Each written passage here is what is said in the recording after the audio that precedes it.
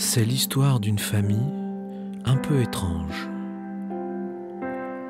avec un fils, un père et une mère. L'enfant qui marche, c'est moi.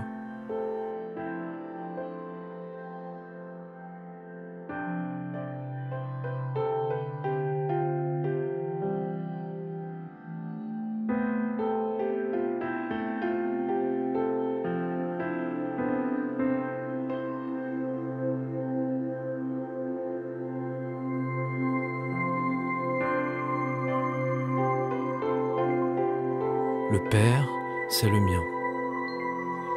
Il m'a élevé, mais ne m'a pas fait. Il est souvent perdu dans ses pensées. Il aime regarder ailleurs. Il semble que quelque chose le tourmente. La mère, c'est la mienne. Elle est souvent joyeuse, mais aussi souvent triste. Et elle porte cette tristesse comme on porte un enfant. D'ailleurs, elle est enceinte, mais ça ne se voit pas. Elle aime m'apprendre à regarder ce que l'imagination fait des choses de tous les jours. Comment elle peut les transformer. Faire d'une tâche un visage, d'une poubelle un monstre, ou d'un arbre une pieuvre. Elle peut marcher pendant des heures, souvent dans les bois ou dans les champs. Elle bouge sans arrêt, mais pourtant, elle ne fait jamais plus de bruit qu'un fantôme.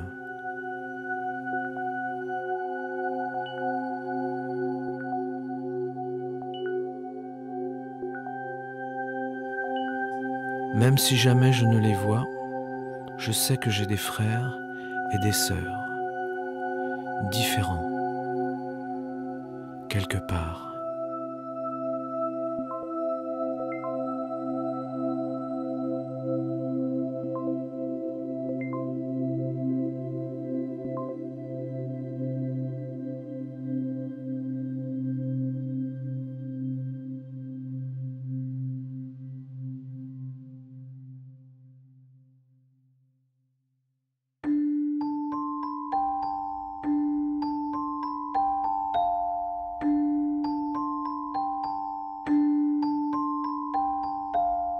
Un de mes souvenirs les plus forts date du temps lointain où j'étais petite fille. C'est un souvenir de marche. Une marche dans la neige avec ma mère.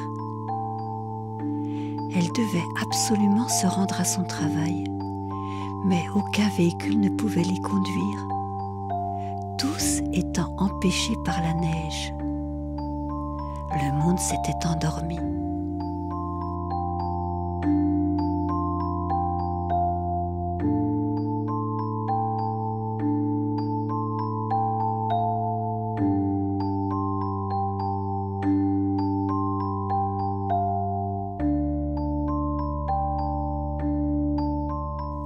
Nous marchions, mes pas s'enfonçaient parfois si profondément qu'une légère peur me saisissait. Mais elle n'était rien en comparaison de l'émerveillement que je ressentais. Et ce chien blanc qui semblait jaune, la terre en sommeil, le monde qui ne ressemblait plus au monde.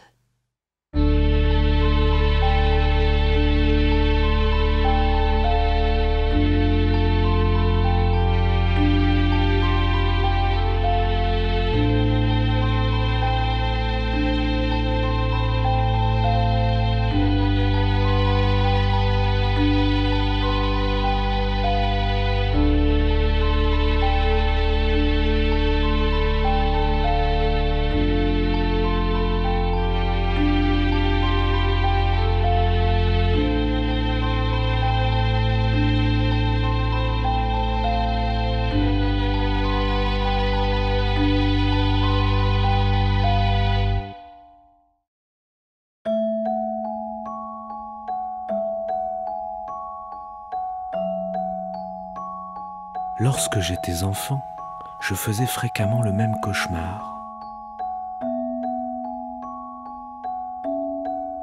Je marchais dans un jardin et me sentais attiré vers un vieux bâtiment où il faisait très sombre. Je n'avais pas du tout envie d'y aller et pourtant j'y entrais. Et à l'intérieur, ça ne se passait pas bien du tout.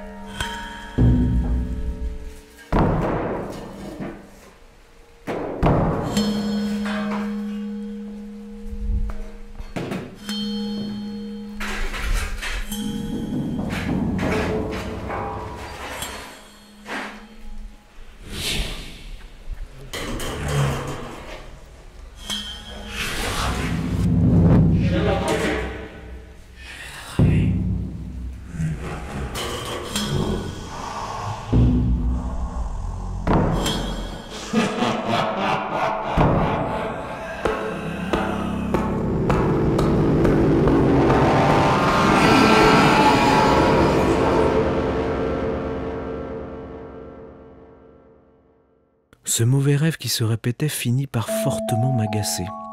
Ce monsieur qui m'attrapait, ce hangar hideux et effrayant, habité de silhouettes étranges, il fallait que tout cela s'arrête.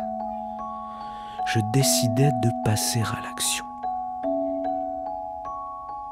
J'avais besoin d'un peu de matériel et d'assez de courage pour y retourner.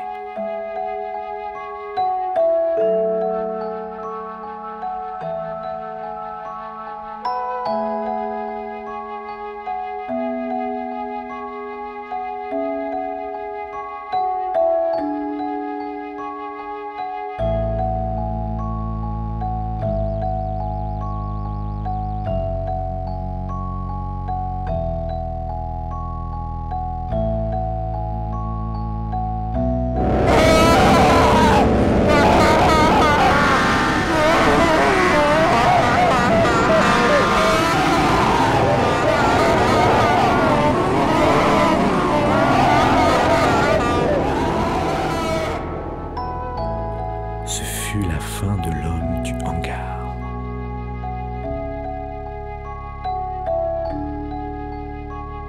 Victoire.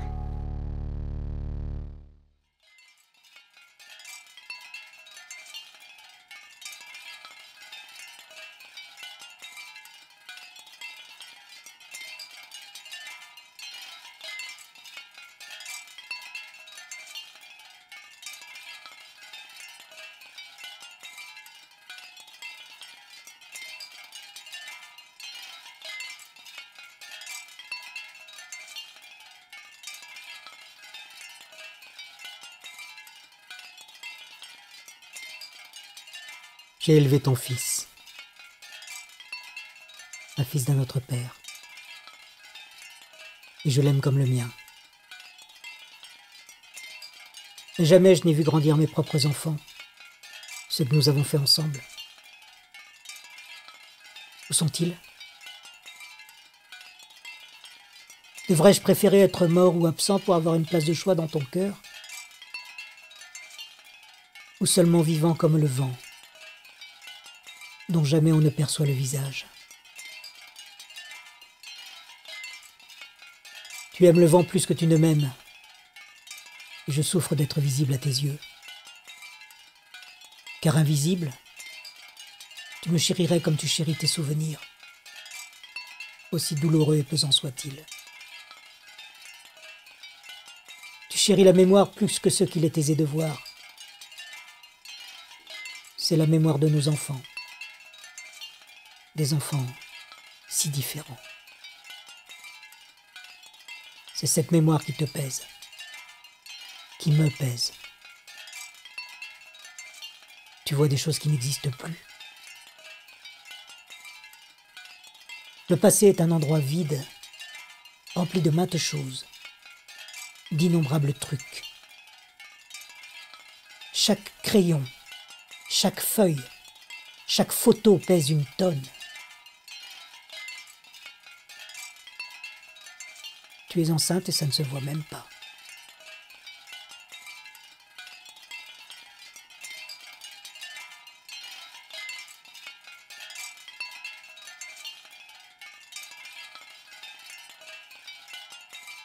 Je ne suis pas morte. C'est les autres qui le sont.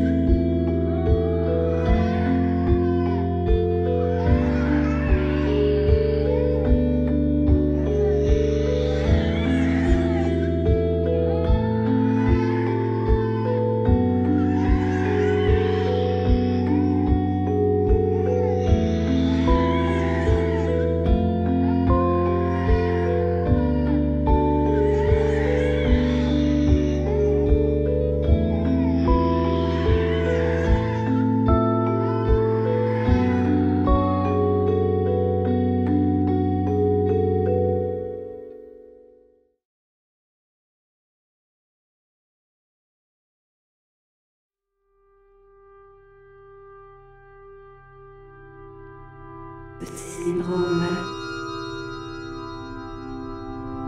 Petit syndrome malade. Petit syndrome malade. Petit syndrome malade.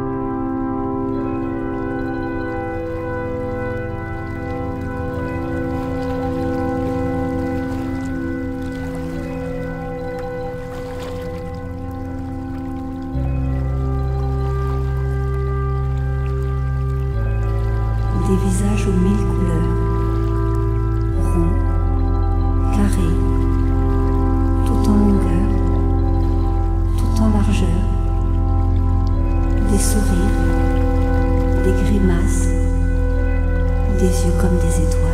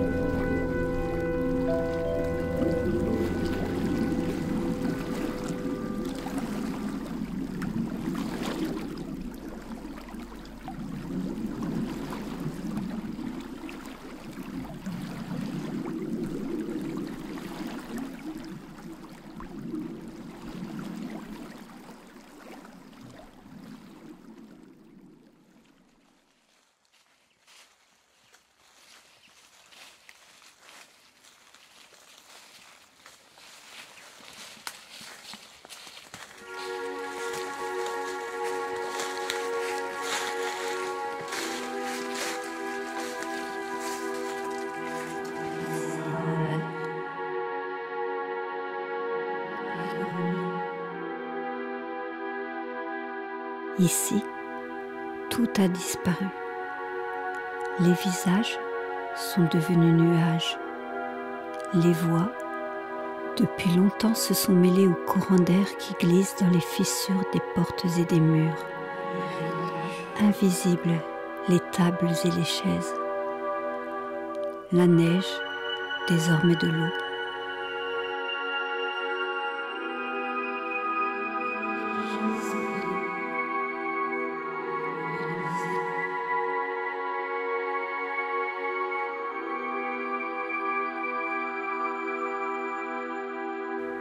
Mais de pensée magique en pensée magique, je gratte la peinture, je gratte les murs, j'entends des rires.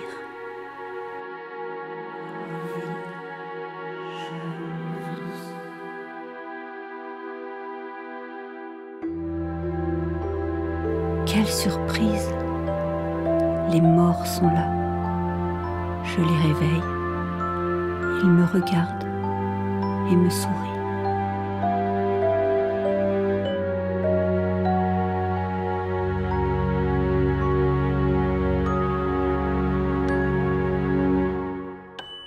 La mort n'existe pas.